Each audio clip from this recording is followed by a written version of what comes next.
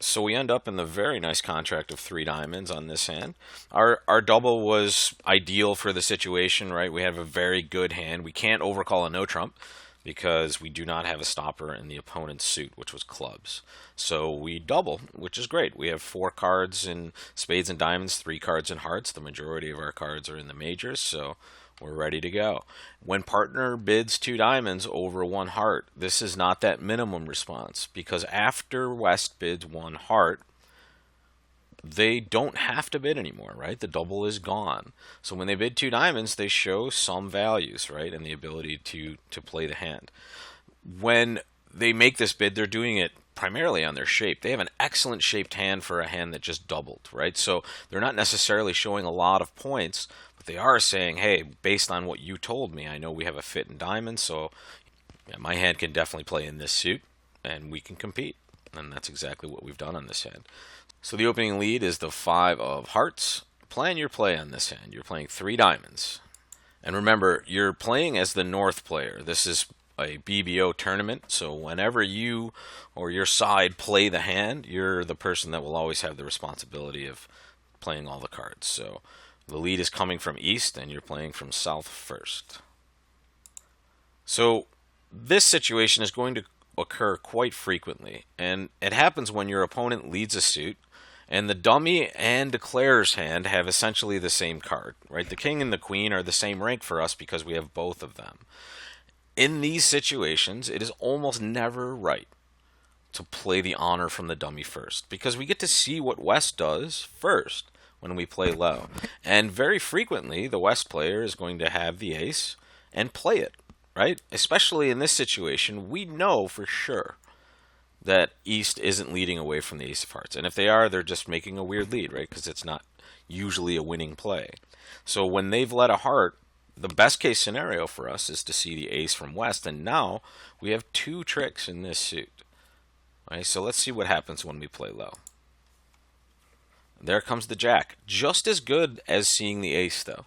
And that's because we are looking at the 10 in our hand. So now we've guaranteed ourselves two tricks in this suit, and it's just by playing low. If we play the king and the cards are wrong for us, we're only ever going to get one trick. So here we get to see what they do first and then make our choice. What do we do next?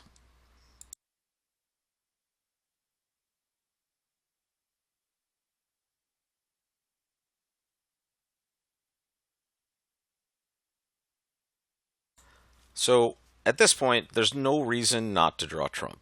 We don't have to trump any cards in the shorthand. We have some suits we can establish for side tricks, and when we're doing that, we want to make sure we're not going to have any possibility of being roughed or trumped in these situations. So we're just going to draw trump, hopefully in two or three rounds, and it's certainly going to be three because we see that the opponent showed out of diamonds here. Right, so the way I count the trump suit or any suit I'm counting is I start with the number of cards that we started with, our side. And in this case, it was 10. We had 6 diamonds in the north hand and 4 in the south hand. And every time I see the opponents play a card, I just add 1 to that number. So on this trick, in my mind at the table, I would say, okay, we started with 10, 11. Right? If they both had followed, it would be 11, 12. But here it's just 11. And now I know there are 2 diamonds left. So I'm going to draw those in 2 rounds. There's 12. And here's number 13. What do we do now?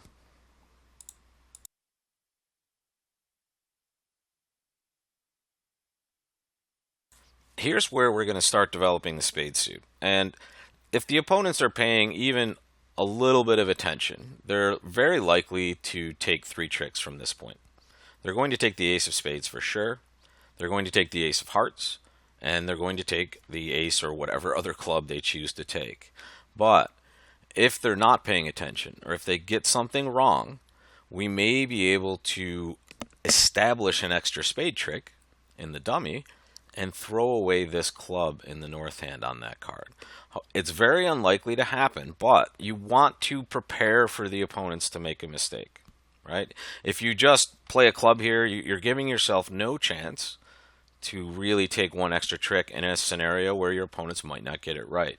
So always give them the chance to go wrong. Now here, we've developed all of our spade tricks at this moment. Okay, and now they've gotten it right.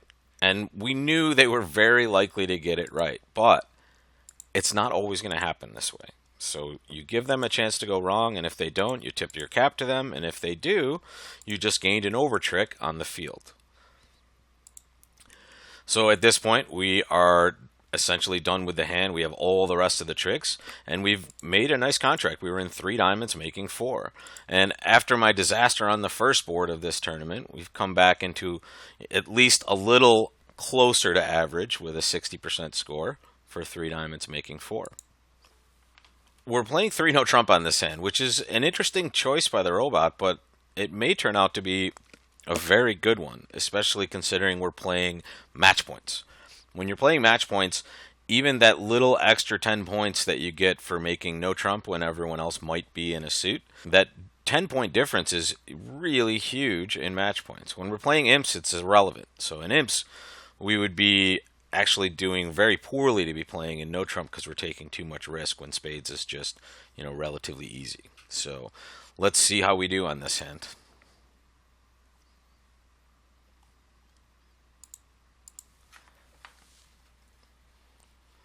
So the first 2 tricks, they've established their heart suit. Count your winners on this hand.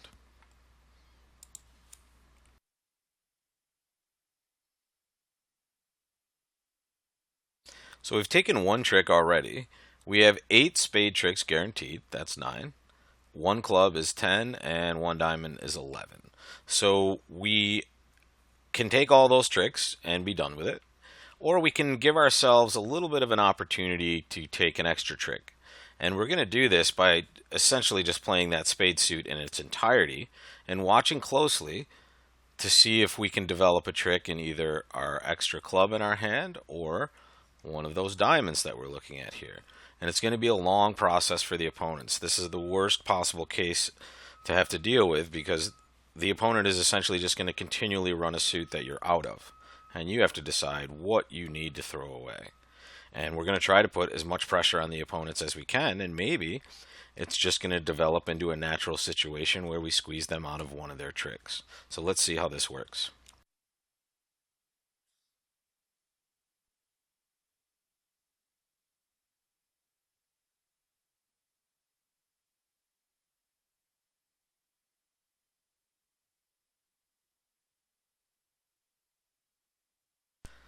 So the easiest way we're going to recognize any sort of squeeze possibility is to kind of get rid of some of the cards that we know we're going to cash anyway, which here is the ace of diamonds. And we get to watch for just really specific cards. And those cards that we're going to be watching for are the king, queen of diamonds, because once those 2 cards are gone, the jack is a winner. And the king, queen of clubs, same exact reason, right? We have the ace of clubs. But one thing we need to always maintain is here in the south hand, we have to have an entry, right? Because we're trying to develop one of these particular cards in this hand. So when we're running all these spades, if we have the ace of clubs over here, there's no possibility of a squeeze because the opponents can see I have clubs in the dummy, and that's where I'm going to be leading from. But here, when you have the entry to your potential winners, now you have at least the potential to have some sort of a squeeze. It's unlikely to work on this hand, right? We need a lot of things to go right for us, but let's see what happens when we get to the end. And here we're just keeping our eye out for the king, queen of clubs and the king, queen of diamonds. And we're going to throw all the way down to our last couple cards. And here, there's one of our cards. We're looking for the queen of diamonds. We just saw it. So that would suggest that West is potentially protecting the club suit at this point. And now when we play this card, it's going to be super simple. If we see East play the king of diamonds, we're going to pitch a club. And if we don't see that, we're going to pitch a diamond and hope that the club squeeze worked. So here comes this card. They're pitching a heart, not a good sign for our squeeze working. And we're playing our jack of diamonds, and then we're going to play a club to the ace and back over here. And we did our best to take extra tricks on this hand, but we weren't able to because there was no possible squeeze. So let's see how we did on that one. 82%, not too bad. It's because the robot made a really interesting bid to put us in 3 no trump. It was really nothing we did well. They just put us in a contract that was going to be much better for our side in this scoring format. So it was a match point bid by the North hand. Weird one, but really effective. Okay, so here's a weird situation. I want to bid three no trump with this hand, and the reasons I want to do that are my partner just opened three clubs vulnerable, even though it's equally vulnerable. The robot usually has a good preempt in this spot, and if I know I can take six club tricks, at least maybe seven if he has seven, I have three outside winners. This is a good shot to make three no trump. It's not the best hand to be doing this with, but the quality of our club suit and really the length in the heart suit is also a plus, right? It's not a stopper specifically, but considering we have four of them, maybe we can either dodge a heart lead or one of these cards sets up for a stopper. Or the suit just breaks evenly. So let's see what happens here. We're going to take a little bit of a risk and bid 3 no trump, and we're going to end up playing it there. And here comes a club lead. Wow. Okay, so you can see that we are in a great contract. If we count our winners here, we have seven club winners. We have two diamonds and one spade. And luckily, our partner had the King of Hearts. Right, the King of Hearts is essentially a card that's going to help that Ten of Hearts be a stopper. So even if they had gotten off to that lead, it wasn't going to do a terrible amount of damage unless we had some really odd distribution in one of the hands in that suit. So in this situation, when you know you've made kind of a risky bid, your job is to just make your contract, right? If you make your contract, you might be doing better than a lot of people that chose to either pass three clubs or just raise clubs. So we're going to take our tricks really quickly and claim and see how we do.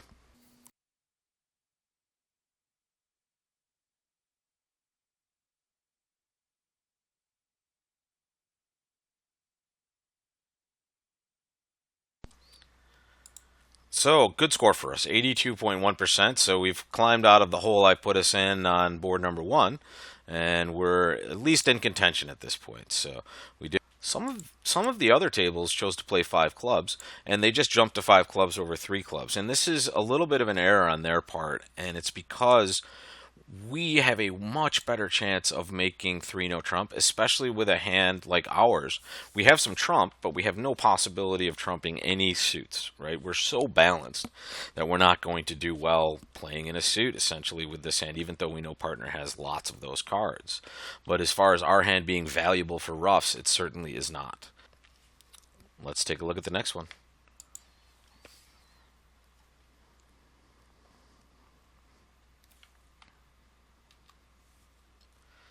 So we pick up a relatively strong hand here. We have 19 high card points. This is a hand that I would usually open one diamond with, and I think it's fine to open one diamond. I'm tempted to open two no trump with a hand like this as well. It's quite strong, but we're going to open one diamond and see what happens. And it looks like opening two no trump would have been a mistake because one diamond gets us to a dummy that is just terrible. If we open two no trump, we would probably end up playing three spades on this hand. If you see that, partner's going to transfer and just pass. So we will see how we do in this situation. Take a look at this hand and just plan the play for it.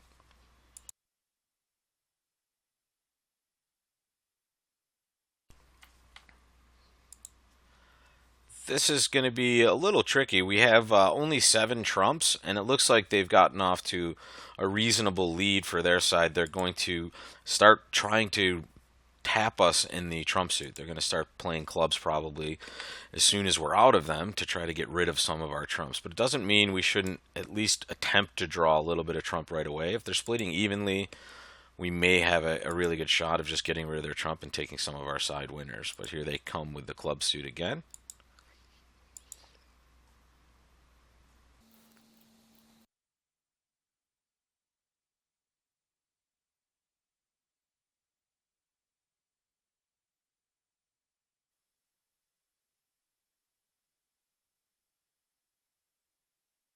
And we can see on that hand we did well. We made one over trick and one diamond. Everyone else in the field apparently opened one diamond except for the people that were in two spades. For some reason, they opened this hand one no trump. Very bizarre with that sort of strength. But all right, next hand.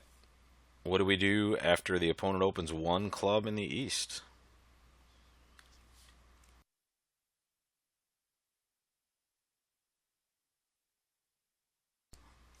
In this case, we pass. We cannot make a double because we're showing the majors in that situation, and really we have 4 hearts for sure, but we only have 2 cards in the spade suit, so we would be misrepresenting our shape by doubling. We do not have enough to bid 1 no trump. We have the right shape for that. We have a stopper in clubs, but we only have 13 points. And when we overcall, guys, we're always going to have a 5-card suit. So while bidding a diamond or a heart might make sense if partner open 1 club, because that's the response we would be making, we cannot do this as an overcaller because we always have to have a 5-card suit. So here we're going to just pass. And now West has bid 1 diamond and East has responded 1 spade. What do we do in this situation?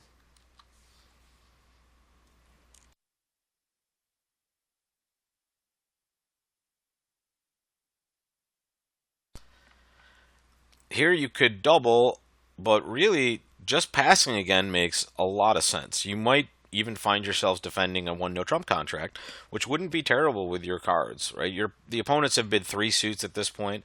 Both of them essentially have close to unlimited hands. East has limited themselves to about 17. So we don't want to get in the way, and this is also important against good competition. If you're playing against a good pair or a really good player in one of the seats, bidding and or doubling at that point is going to betray a lot about your hand, right? So if we don't let that information get out there, now they don't have as good of an idea of where most of the cards are on this hand. And on this auction, they have signed off at 1 no trump. We may very well have something to bid, but look at the other side of this coin. If we're going to make something at the 2 level, it means partner has to have some values for us. And the opponents are vulnerable. So we get to defend in a situation where we might not be able to make anything, first of all. But really, if partner has something and we're able to make a contract somewhere, we're very likely to have a shot at beating 1 no trump, which is a good plus score in this situation. So we're just going to pass and sit back and defend. The robot makes interesting leads a lot, so you can't actually put this lead into a category of, hey, this is, fourth best or top of nothing in any situation when they lead. You can say that, they're doing it for a very good reason. The robot certainly knows where a lot of the cards are in these situations, so they're usually going to make a lead that's beneficial to our side. So we're going to cover the queen with our king, and we see that Declarer has played the ace. So we're not sure what that heart lead is, but we'll figure it out later.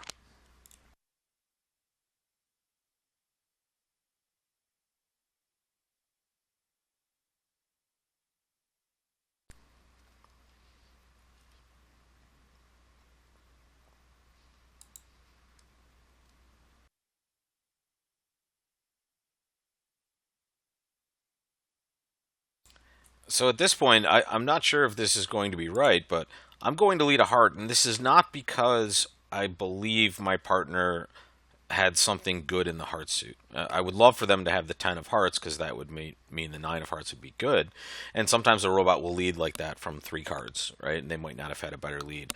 But also, I'm likely to get in twice in this situation. So if I lead a heart now and then when I take another trick I can lead the 3rd heart, my 4th heart just might develop into a trick regardless. So I have a couple of opportunities to get extra tricks, especially if partner has the 10. So the heart lead seems to make the most sense from this point. And we still don't know what's going on in hearts, by the way. When we see these cards, Declarer may still have the 10 of hearts. And now we have 2 entries to our hand, we hope. And we're going to throw diamonds away when they play spades. Our partner wins a spade trick. And bingo, they did have the 10 of hearts. So now we have beaten 1 no trump because we have the remainder of the tricks in our own hand. And these are really tough hands to defend. And the big problem is that we want to make sure we develop our tricks while we still have entries. And that's what we're doing in this situation specifically. But we've climbed into first place and we have 2 more boards to go. That last board was worth 71%, and that showed you just the importance of sitting back and defending, and also just not letting the opponents into what you have in your hand, right? Very important concepts, and a lot of us are rushing to get into the auction because we want to play the hand, and we think that's the best way for our side to do well, when in reality, quite frequently, just sitting back and defending is your best chance for a plus score, and also your best chance to get a good score match point wise. So we've had a good string of boards here. We're going to try for the closeout victory here. We have 2 more hands to go, and this is the next problem we have to solve. Board number 7. Make your call with this hand.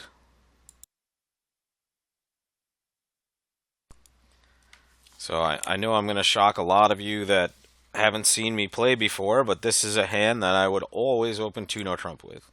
And it's worth this bid, and it should be worth it for all of you because of the excellent quality of the diamond suit. We have 19 high card points, and we have a really strong 5-card diamond suit. This is worth more than 19 points. This is a 20-point hand at least, and that's the way I'm going to treat it. I'm going to open 2 no trump, and we're going to have just the normal sequence that we have here. Partners bidding Stayman. We're going to bid 3 diamonds, saying that we do not have a 4-card major. And now our partners bid 6 no trump. So that is hopefully a good sign for us. If we have evaluated our hand properly, we should be able to make this contract or at least have a shot at it. And now that we see the dummy, I'll ask you that question. Are we going to make this? Count your winners and plan the play. And if you need more time, I'm going to let this run for a little bit longer, like 15 seconds or so. And I know a lot of you will need more time than that. So take your time. You can pause the video and come back with your plan of the play and see what we do here.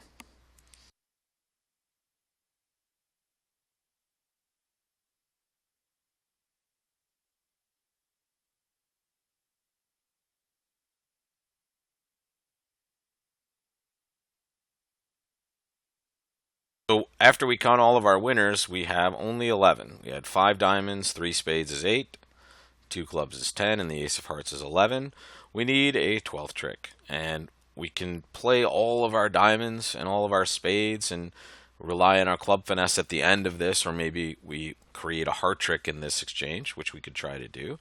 But the problem is if we're wrong with the club finesse, or if the club finesse is just wrong for us, excuse me, we rate to be creating winners for the opponents, right? So when we let them win the club finesse, or if it's going to win for them, they now will have 1 or 2 or even like more spade tricks in their hand to take. So if we're going to do this, we want to do it at least before we cash all of our spade winners. We can certainly play most of our diamonds at this point, right? And see what we see, and maybe we'll get a better idea of what to do. But before we do that, we are going to cash just this king of spades. We know we have a stopper in our hand, and this is just to unblock, right? So we don't end up locked in one hand with no entries back to the other. And now we'll just rip off a bunch of diamond tricks. And we're going to watch the opponent's cards and see what they're discarding. And we see that East has discarded a club right away. And another. And another.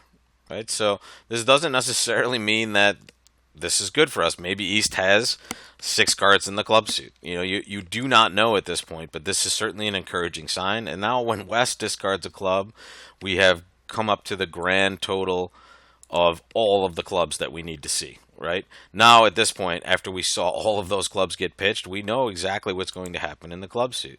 There it comes. And the robots knew that the finesse was going to be winning, so they didn't have any problem kind of navigating these waters. They knew that was also probably our only chance for victory, so we had a nice, easy, and very low stress slam that we made. So we certainly got a little bit lucky. This is a slam that we don't normally want to be in, right? We don't want to play in a slam with the only possibility of success is a finesse, right? But we get a little bit lucky and get a very nice score for that. So now we're still in first place, and let's bring it home and try to win this sucker. It's your call with this hand.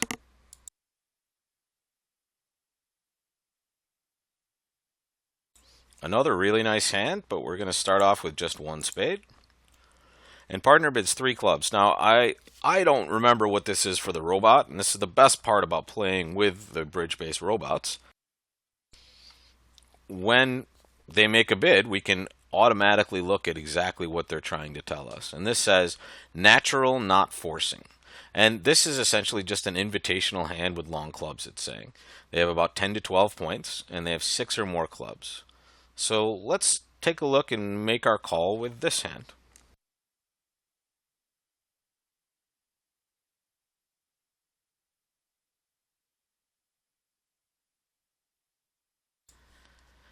We have a very strong hand and an excellent fit for clubs, right? Our partner has shown an invitational hand 10 to 12 with 6 cards in the club suit, and we have this. This is a very good hand for clubs. We know we don't have a spade fit. Partner would have made some other bid supporting spades. Even with long clubs, they would want to play in the major. So here, this is a very good spot for slam. So we're going to actually just key card for clubs at this point. We're asking partner, how many key cards do you have when clubs is trump? Because that was the last available bid. And they say they have 2 or 5 key cards and the queen of clubs. So take a look at that. They have 2 key cards, which we should know are the king of clubs and the ace of diamonds. Very good start for us, right? Those are the 2 cards that we were looking for. We certainly know that we have more than enough to play slam at this point. Do we want to continue and try to play 7? Take a moment and think about that. So at this moment, we should not be thinking about 7. And the big reason is we would need partner to have the king of diamonds to have a real great shot at making 7. And partner can't have that card at this point. And the reason we know that is partner has shown up with the ace of diamonds, the king of clubs, and the queen of clubs. That's 9 high card points. If they had the king of diamonds, they would have 12, and they would have opened this hand. So this card can't be in partner's hand, so we should be very, very happy to just play 6 clubs, and that's what we're going to bid. So we're obviously going to start by winning the ace of hearts, and we have to take a moment and look at the potential losers that we have in this hand. Worst case scenario, we might have a club loser if we get just the most horrific break in the club suit possible. We have no spade losers and no diamond losers, but we have a lot of hearts in the north hand that look like they're worthless. Now, one of them is going to go on the king of spades. Okay, we can see that we only have 1 spade here, so that's 1. We need to get rid of at least 2 more of those cards in order to make our contract. The easiest way to do that is to trump them in the south hand. We could also potentially create a trick with the diamond holding in dummy, but at this moment we're just going to try to get rid of some of our hearts by trumping, and we're relying on at least a somewhat favorable break of the heart suit. The real problem in these situations is if we draw trump now, we're going to reduce the number of hearts we can get rid of by trumping them in the dummy. So at this point, we're just going to trump a heart as quick as we can in dummy. And now I'm going to play the queen of diamonds. And the only reason I'm playing the queen is the robot tends to obey covering an honor with an honor in any situation. So if I play the queen of diamonds right now and I see them cover, now I might just be safe drawing trump and throwing away my hearts on the spade and the diamond, right? I don't have to risk getting overruffed and maybe even going down. So we're going to play the queen. If we see the king, which we do, we're going to trump it. And here's where we have to decide how greedy we want to be. We can immediately try to trump a heart and then draw trump, and now we can potentially make 7. But we're going to have a little bit of a communication problem with this hand, especially considering we're going to have to trump another diamond.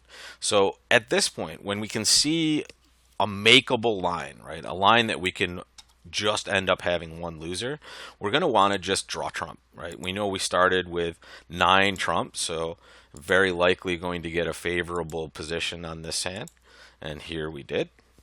Now that we've finished drawing trump, what is your plan from this point, right? We want to take 12 tricks. How are we going to do that, but while giving ourselves a chance to take 13? So take a few moments and think about that problem.